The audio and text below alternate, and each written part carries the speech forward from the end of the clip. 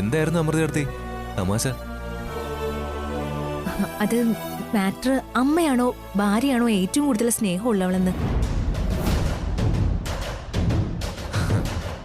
തൂക്കി നോക്കിയാ രണ്ടിനും തൂക്കം തുല്യമായിരിക്കും. വികാരങ്ങൾ മാത്രം രണ്ടായിരിക്കും. എന്തായിരിക്കടാ ആ രണ്ട് വികാരങ്ങൾ? ഒന്ന് അനുരാഗം, മറ്റൊന്ന് വാത്സല്യം. ആദ്യട്ടാ ഒരു മിനിറ്റ്.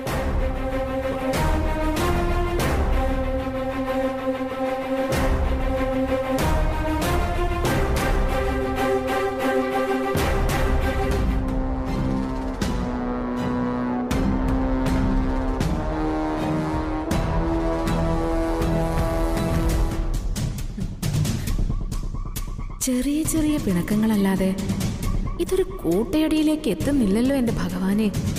ഒരലമ്പുണ്ടായി എല്ലാം തമ്മിൽ തല്ലി പിരിഞ്ഞിരുന്നെങ്കിൽ എനിക്കിവിടെ സ്വസ്ഥമായിട്ട് ജീവിക്കായിരുന്നു. അമ്മേ, ഞാൻ വിളമ്പാം. വേണ്ട, ഇന്ന് ഞാനാ എല്ലാവർക്കും വിളമ്പി തരുന്നേ. അല്ല, ആദ്യം എവിടെ? അത് ഫോൺ വന്നു തോന്നുന്നമ്മേ. ഇപ്പൊ അങ്ങോട്ട് എഴുന്നേറ്റ് പോയി. ആഹാരം കഴിക്കാനിരിക്കുമ്പോ ഫോൺ വന്നാലൊന്നും അവനങ്ങനെ പോകുന്ന പതിവില്ലല്ലോ.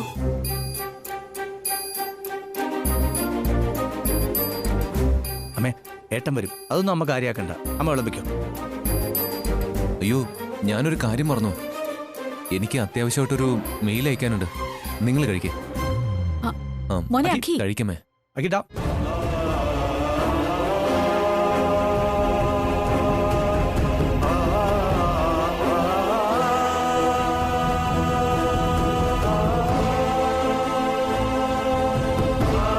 ഇതെന്താ എല്ലാവരും ഇങ്ങനെ? ശ്യാമ ഇരിക്കെ, അഖിൽ വന്നോളൂ. ഞാൻ അഖിൽ സാറിനൊപ്പം കഴിച്ചോളാം. ഞാൻ പോയി വിളിച്ചിട്ട് വരാം.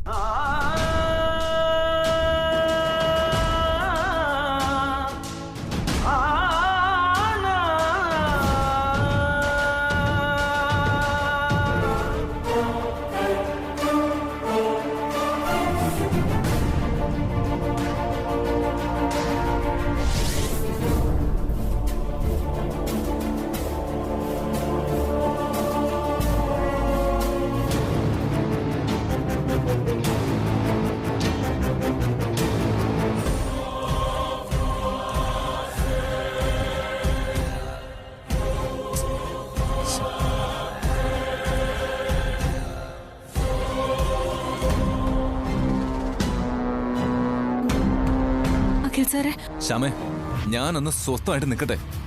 താനൊന്ന് അല്പനേരം എന്റെ കാര്യത്തിൽ ഇടപെടാതെ ഒന്ന് മാറി നിൽക്കൂ.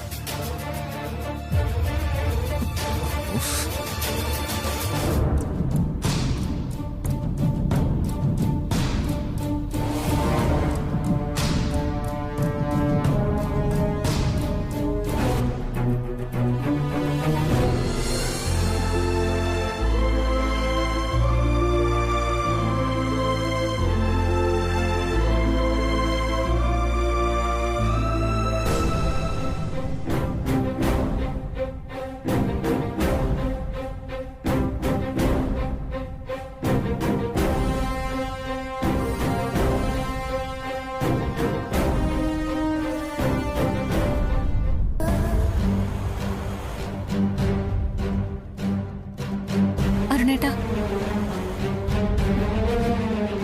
എന്താ അരുണേട്ടാ ഇവരിങ്ങനെ? ഇതൊരു സൗന്ദര്യ പിണക്കമാണെന്നൊക്കെയാ ഞാൻ ആദ്യം കരുതിയത്.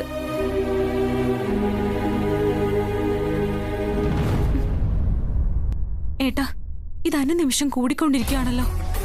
അതെ ശ്യാമേ, ഈ പ്രശ്നം പരിഹരിക്കാതെ ഒരു നിവൃത്തിയില്ല. ഇവരുടെ രണ്ടുപേരുടെ ഇടയിൽ കിടന്ന് ഞാൻ വല്ലാണ്ട് വീർപ്പുമുട്ടുക ശ്യാമേ. ഇതുവരെയും ഈ വീട്ടിൽ ഇങ്ങനെയൊന്നും ഉണ്ടായിട്ടില്ല. ശ്യാമേ, ഞങ്ങൾ 3 പേർക്കും ഒരേ മനസ്സായിരുന്നു. അഖിൽ സാറ് വല്ലാത്ത ടെൻഷനില്ല. മുറിക്കകത്ത് അങ്ങോട്ടും ഇങ്ങോട്ടും നടക്കുക.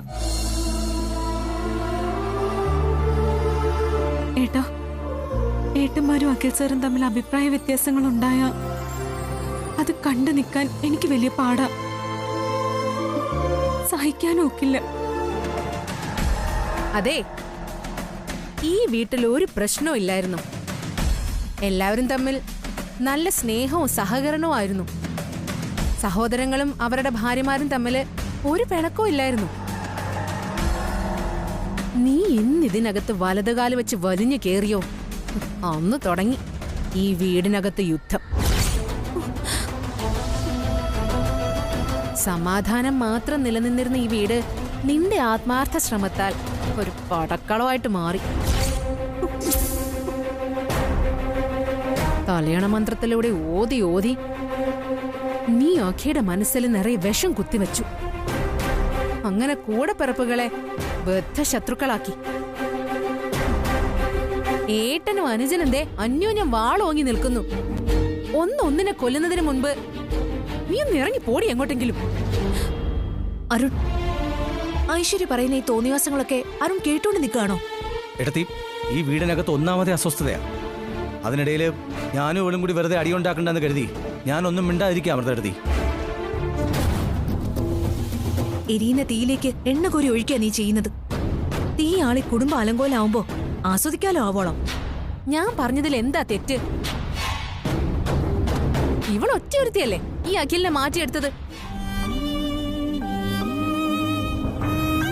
അവര് സഹോദരങ്ങൾ തമ്മിലെ ഇണക്കങ്ങളും പിണക്കങ്ങളും ഉണ്ടാവുന്നത് സ്വാഭാവികം. അവരാരും ചെറിയ കുട്ടികളൊന്നുമല്ല, വലിയ മനസ്സുള്ള വിവരമുള്ള മനുഷ്യരാ.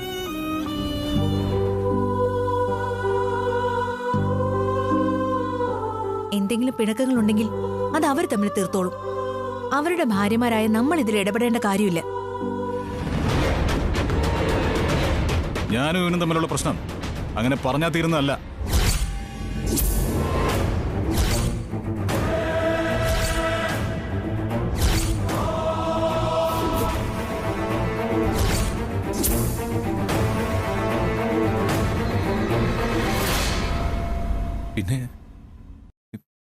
പിന്നെ ഇതെങ്ങനെ തീർക്കണം വല്യേട്ടാ?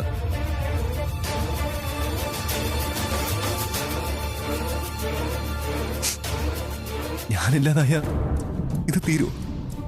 പറയൂ വല്യേട്ടാ, ഞാൻ മരിക്കണോന്ന്. അഖിൽ,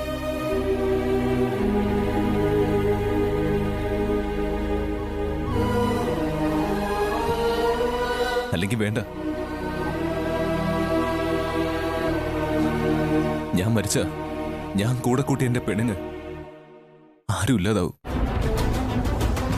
അതുകൊണ്ട് ഞാനും ശ്യാമയും കൂടി എങ്ങോട്ടെങ്കിലും ഇറങ്ങി പൊയ്ക്കോളാം.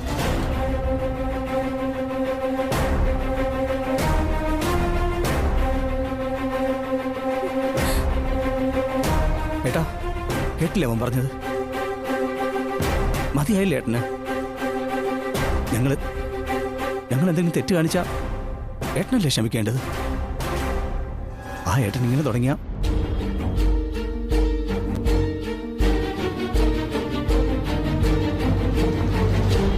എന്താ അരുൺ ആദ്യം അവിടെ?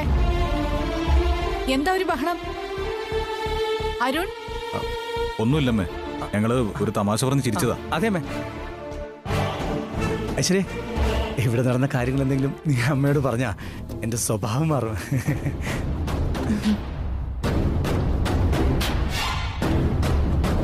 എന്തായിരുന്നൊരു ബഹളം? അത് ഞങ്ങള് തമാശ പറഞ്ഞു ചിരിച്ചമ്മേ. ആ, ആണോ? അല്ല, ആരായിരുന്നു ഇക്കൂട്ടത്തില് തമാശ പറഞ്ഞേ? അത് പിന്നെ അമ്മയ്ക്ക് അറിയില്ലേ? അമ്മയുടെ ഇളയ പുത്രൻ തന്നെ.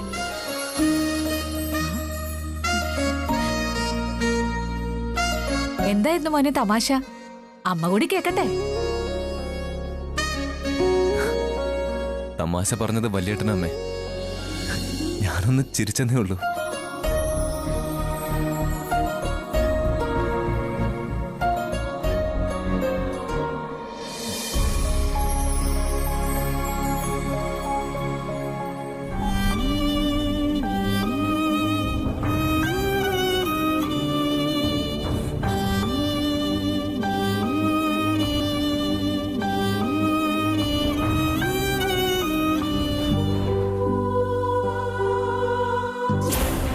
ഞാനും ഇവനും തമ്മിലുള്ള പ്രശ്നം അങ്ങനെ പറഞ്ഞാൽ തീരുന്നതല്ല.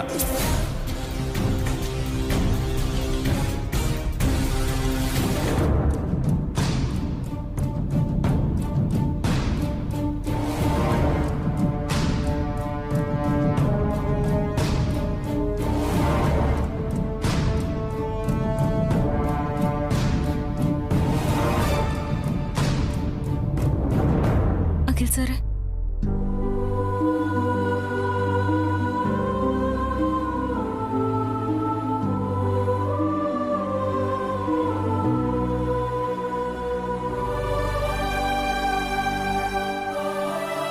സാർ എന്താ സാർ ഇത്?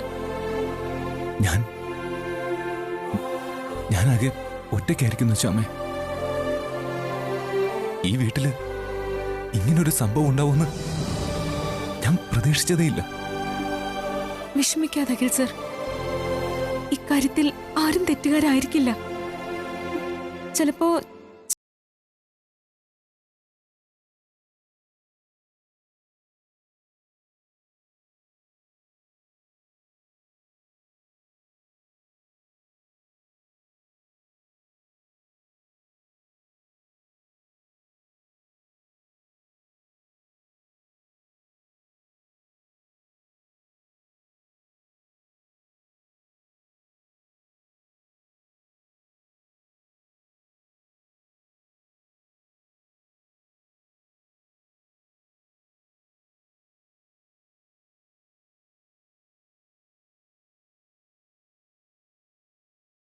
സാർ, ഇതിന് എന്ത് പരിഹാരം ഉണ്ടെന്നാ താൻ പറയുന്ന?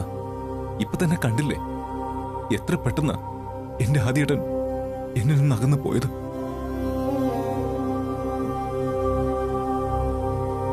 ഓർത്തിട്ട് എനിക്ക് സഹിക്കുന്നില്ല ശ്യാമ.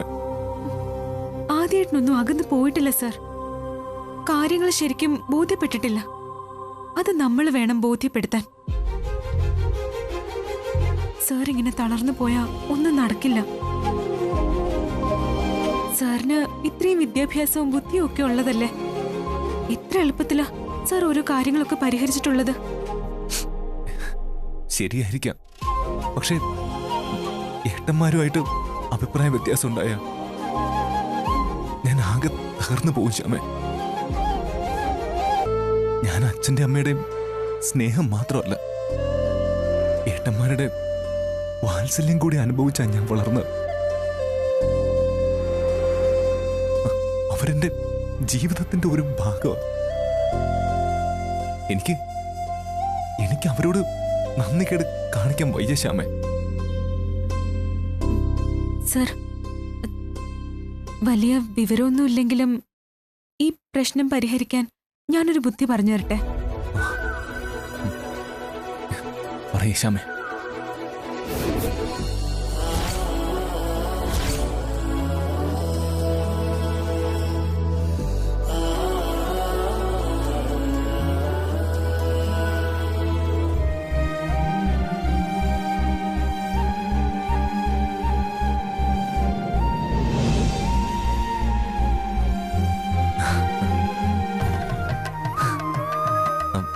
കൊള്ളാലോ. ഈ തലയില് ഭക്തി മാത്രമല്ല ബുദ്ധിയുണ്ടെന്ന് ഇപ്പൊ എനിക്ക് മനസ്സിലായി.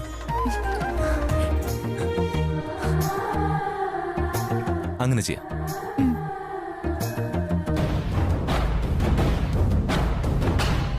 ഏട്ടാ, നമ്മുടെ വീടിന് ഒരു പവിത്രതയില്ലേ, ശാന്തിയും സമാധാനവും ഇല്ലേ?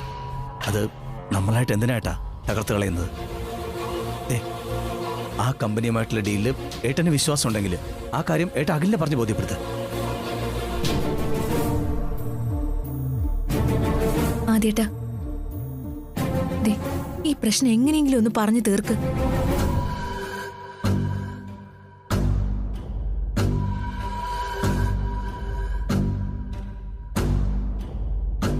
ഏട്ടാ, ഐ എം റിയലി സോറി.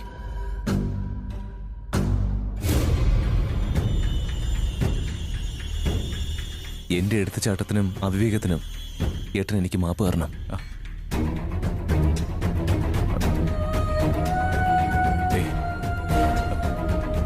എന്താടാ ഇത്? നീ വലിയേട്ടനോട് മാപ്പൊന്നും ചോദിക്കണ്ട. നശിപ്പിച്ചു. ഈ വലിയേട്ടനും കൊച്ചേട്ടനും കുഞ്ഞേട്ടനും തമ്മിൽ തല്ലി പല വഴിക്ക് പിരിയുന്നു തോന്നിയപ്പോ മഞ്ഞുരുകി. മോശം. ഞാനും ജനീഷ ഡിക്രൂസിന്റെ കമ്പനി സൈറ്റിൽ കയറി ഡീറ്റെയിൽസ് പരിശോധിച്ചത് ഇപ്പോഴാ. വമ്പൻ കമ്പനിയാ. എനിക്ക് അതിപ്പോഴാ മനസ്സിലായത്. എടാ മണ്ട, എനിക്കത് മനസ്സിലായിട്ടല്ലേ ഞാൻ നിന്നോട് തർക്കത്തിന് മുതിർന്നത്. നമ്മുടെ 2 ദിവസമാണ് പോയത്. അത് മാത്രോ നമ്മുടെ എല്ലാവരുടെയും മനസ്സ് എത്ര മാത്രം തളർന്നടാ. അതങ്ങ് മറന്നു കളാദ്യേട്ടാ. നമുക്ക് ഇതിലേക്ക് വരാം. ഇതുപോലുള്ള കമ്പനികളായിട്ട് കരാറുണ്ടാക്കാൻ വലിയ വലിയ വമ്പൻ കമ്പനികൾ മത്സരിക്കുകയല്ലേ. പക്ഷേ അവരുടെ കരാർ നമ്മുടെ കമ്പനിയായിട്ട് മാത്രമായിരിക്കണം.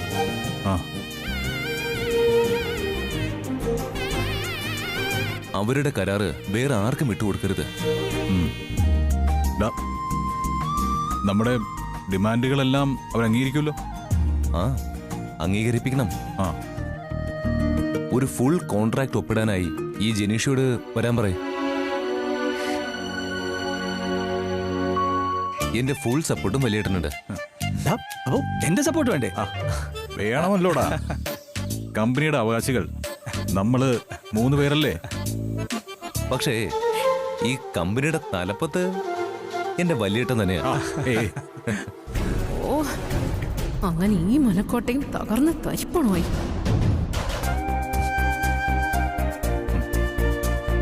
കണ്ടോ മോളെ, ഇവൻ കാര്യങ്ങൾ പഠിക്കാതെ എടുത്തിയാടി എന്റെ മനസ്സമാനം മുഴുവൻ തകർത്തു. ഇപ്പൊ പറയുന്നു എന്റെ തീരുമാനമായിരുന്നു ശരിയെന്ന്. ഞാൻ പല പ്രാവശ്യം അഖിൽ സാറിനോട് പറഞ്ഞതാ, കാര്യങ്ങൾ പഠിക്കാതെ വലിയേട്ടൻ ഇതിലൊന്നും എടുത്ത് ചാടില്ലെന്ന്. എന്തായാലും ഞങ്ങൾ അവളുമായിട്ട് പുതിയ കരാറുണ്ടാക്കുക, ആ ജനീഷ ഡിക്രൂസുമായിട്ട്. അതെന്തായാലും നന്നായി ഏട്ടാ. ഐശ്വര്യ പോവാണോ? നിങ്ങളുടെ ഈ നാടകം കളിയൊന്നും കണ്ടു നിൽക്കാൻ എനിക്ക് നേരമില്ല. ഞങ്ങൾ ആനന്ദ നിലയം ബ്രദേഴ്സ് അടിച്ചു പിരിഞ്ഞില്ല, അതിന്റെ സങ്കട.